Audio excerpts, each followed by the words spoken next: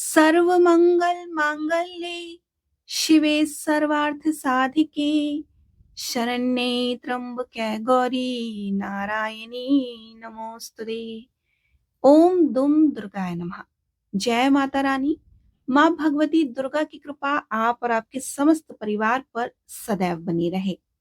आज से गुप्त नवरात्र का शुभारंभ हो रहा है, तो आप सभी को गुप्त नवरात्र की हार्दिक शुभकामनाएं। नवरात्र को सबसे शुभ दिनों में से एक माना जाता है, जब साधक देवी दुर्गा की पूजा करते हैं। और नवरात्रों का अर्थ है देवी को समर्पित वो 9 पवित्र रातें। आपको बता दें कि नवरात्र साल में 4 बार आती हैं। 2 प्राकट्य नवरात्र हैं और 2 गुप्त नवरात्रि हैं। एक तो चैत्र नवरात्र और शारदीय नवरात्र जो हम बड़े धूमधाम से पूरे भारतवर्ष में मनाते हैं, उसके साथ साथ 2 गुप्त नवरात्रि भी आती हैं। एक तो माघ मास में और एक आषाढ़ मास में। इन गुप्त नवरात्रि में हम माँ दुर्गा के 9 स्वरूपों के साथ साथ 10 महाविद्याओं की भी पूजा करते हैं।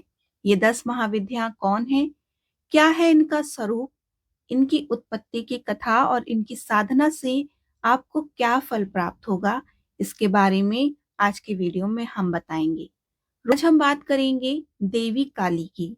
देवी काली 10 महाविद्या में से प्रथम देवी हैं तथा यह देवी दुर्गा का सर्वाधिक उग्र स्वरूप है। माँ काली को काल एवं परिवर्तन की देवी माना जाता है। सृष्टि निर्माण के पूर्व से ही उनका काल अथवा समय पर आधिपत्य रहा है। देवी काली को भगवान शिव के अर्धांगिनी के रूप में दर्शाया गया है। वह शमशान में निवास करती हैं तथा शस्त्र के रूप में खड्ग एवं त्रिशूल धारण करती हैं। देवी काली को युद्ध भूमि में खड़े अपना एक पग चित अवस्था में लेटे भगवान शिव के वध स्थल पर रखे हुए दर्शाया जाता है। भगवान शिव के वध स्थल पर पग रखने के कारण देवी की जिह्वा को अचंभित मुद्रा में बाहर की ओर निकला दर्शाया जाता है। वह श्याम वर्ण की हैं तथा उनके मुखमंडल में उग्र एवं क्रूर भाव है। उन्हें चतुर्भुज रूप में दर्शाया जाता है। देवी अपने ऊपर के एक हाथ में रक्त रंजित खड्ग लिए हुए हैं तथा उनके दूसरे हाथ में एक दैत्य का नरमुंड है।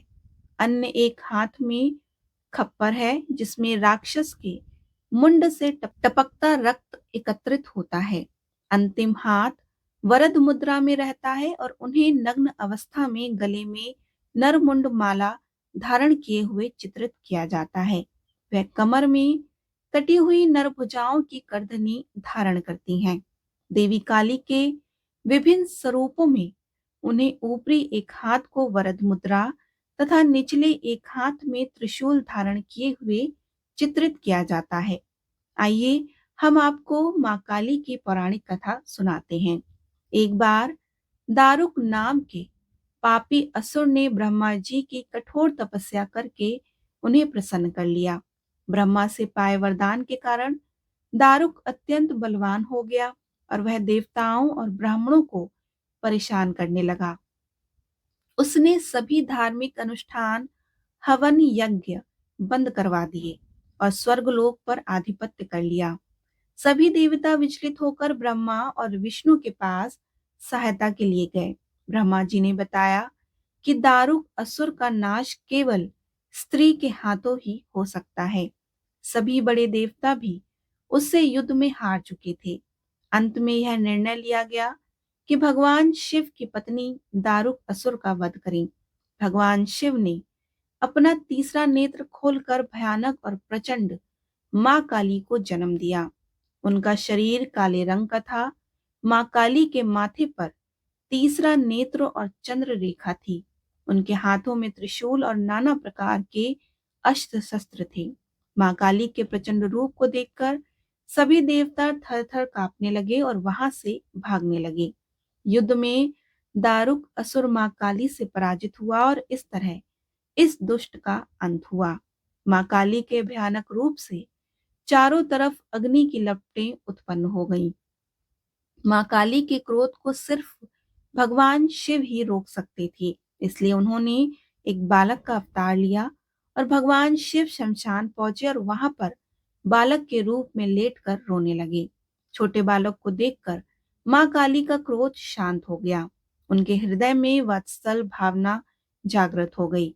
उन्होंने शिव रूपी उस छोटे बालक को उठा लिया और अपने स्तनों से दूध पिलाने लगी। इस प्रकार शिव जी ने उनके क्रोध को पी लिया। इस तरह मां काली का प्रचंड और भयानक क्रोध शांत हुआ। इसके बाद मां काली मूर्छित हो गई और उन्हें होश में लाने के लिए भगवान शिव ने तांडव नृत्य किया। होश में आने पर वे पुनः देवी पार्वती के रूप में आ चुकी थी।